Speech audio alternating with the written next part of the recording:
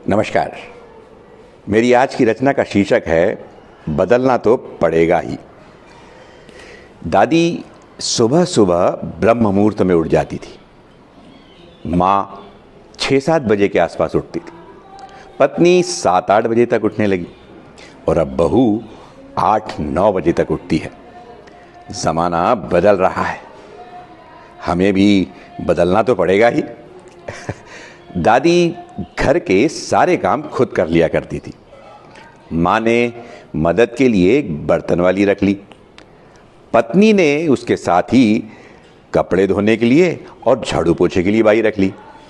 और अब बहू ने इन सब के साथ साथ खाना बनाने वाली भी रख ली। ज़माना बदल रहा है, हमें भी बदलना तो पड़ेगा ही।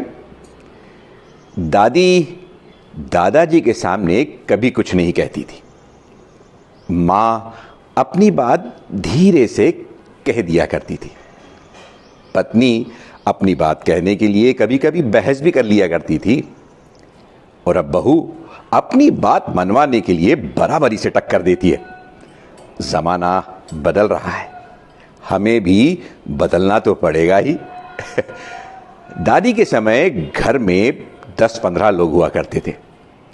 माँ के समय घर में 7-8 लोग थे और पत्नी के समय 4-5 लोग थे।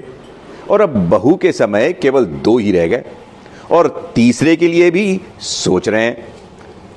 ज़माना बदल रहा है, हमें भी बदलना तो पड़ेगा ही। धन्यवाद।